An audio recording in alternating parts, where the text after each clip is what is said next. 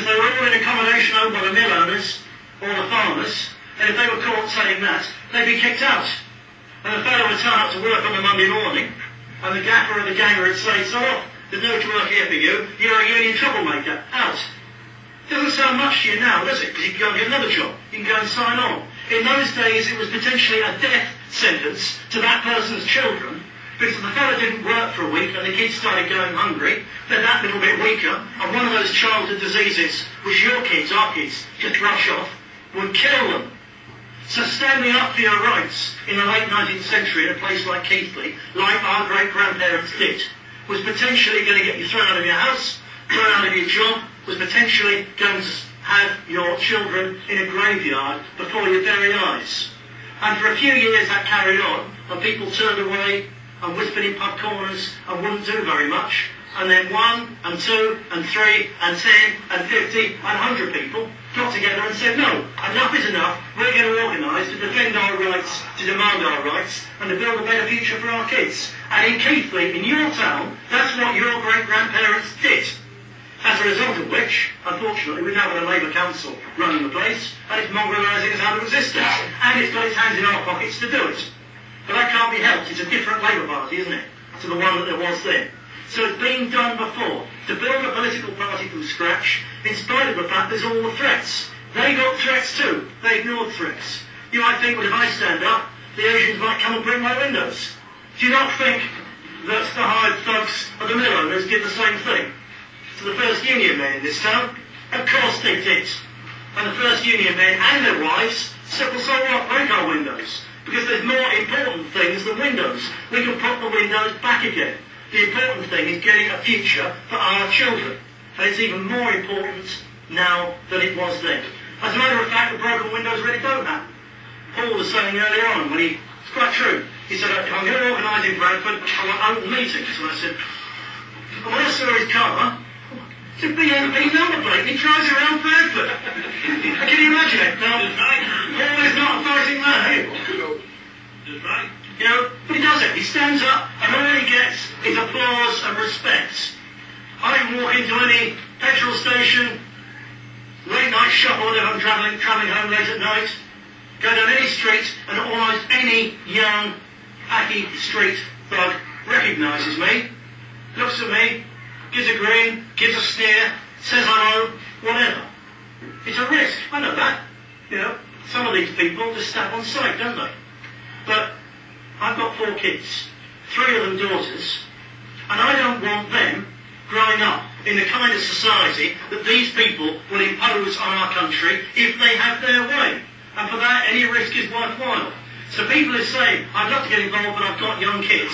That's precisely the reason you should get involved. If you've got young children or grandchildren, or your brother and sister have got kids, or you've got nephews and nieces or whatever, they are the very reason you should get involved. Because you look at what they're being taught in schools, that they have their brains scrambled. You look at what the police will do if there's an altercation when they're a bit older between your white lad and a group of them. Who are they going to blame? Who's always guilty? It's always the white lad. It's always the white girl who probably, well, she was giving them a come on, wasn't she? So there's no protection for your kids. And you can run away and think, yeah, I can avoid it, but it'll catch you up, I tell you. You can't run and hide in a town this size. Sooner or later, you or someone in your family, you can't keep out of the town centre when they dominate it. You've got to get a taxi cab occasionally, and you'll be hard-pressed to find a white one increasingly, won't you? You can't get away from it. You have to stand up and change it. And if on occasions it leads to one person getting your window bricked, or even some trouble in the street, well, you know your neighbours and friends who've had trouble in the street from them, just, not because they've got a BNP badge on, but because of the colour of their skin. It's enough, isn't it?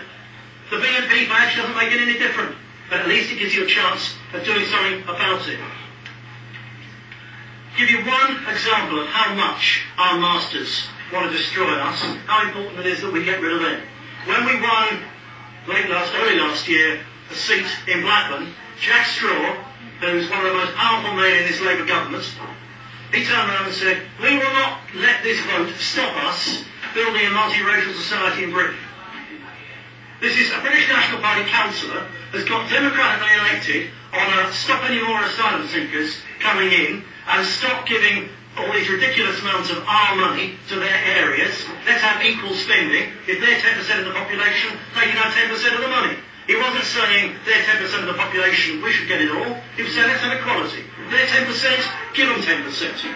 So he was standing on a platform of equal treatment for everybody, equal funding, proportion of the population, and no more asylum seekers. So he got elected.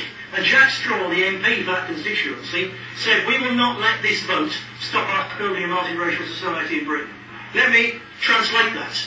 We don't give a damn what you peasants think. We're going to impose a multiracial society on you and destroy your English culture, whether you damn well like it or not.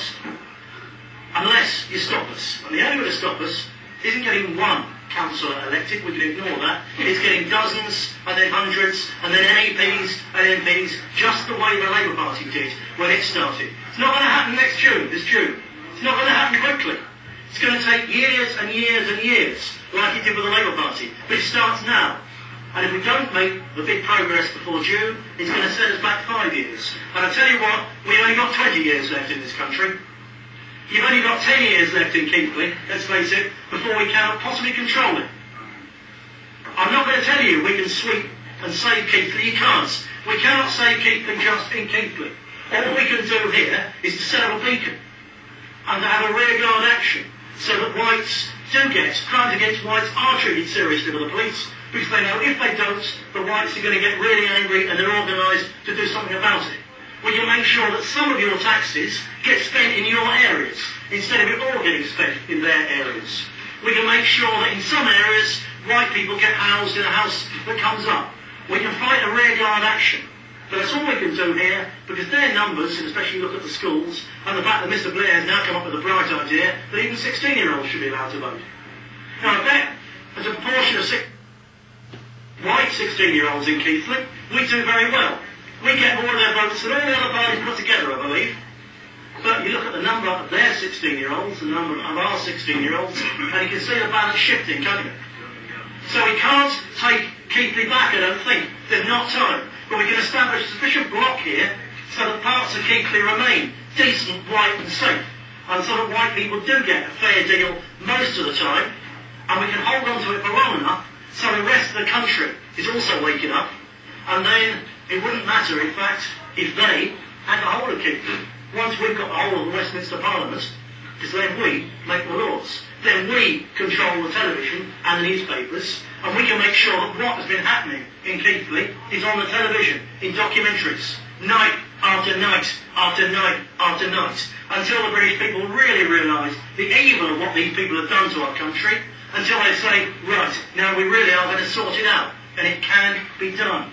It can be done. The Labour Party did it about different issues before, and we can do it again, if we really make a start. To see you vote for us. But Mr Akhtar, you don't even knock on his door. So it's safe, and it's easy, and it's worth doing. Because it gets people elected, doesn't it? It gets people elected. And that creates a hell of a fuss. And then the person who's elected can start helping local people the way that local councillors are supposed to do. But Labour councillors won't, because their noses are right deep in the trough. And they know that all they've got to do is keep on giving all our money to their areas, and their growing numbers will keep on voting Labour, and they go shop for life. So the Labour councillors won't do anything. The Lib Dems want is even more immigrants in this country. So they're not going to stand up for white people, and the Conservatives are like they've always been.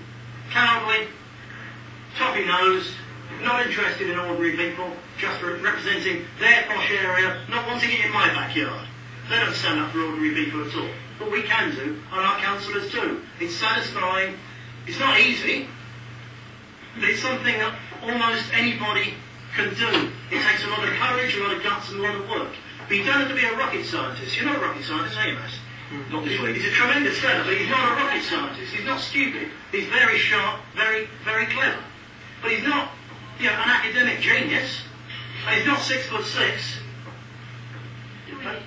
But he does his job for his people. And I've been round his board here in Washington since we got elected, and everybody's, Brother Mose, thank you, man. Can you come and help out with this? Can you help out with that? That's the way it is, isn't it? It is.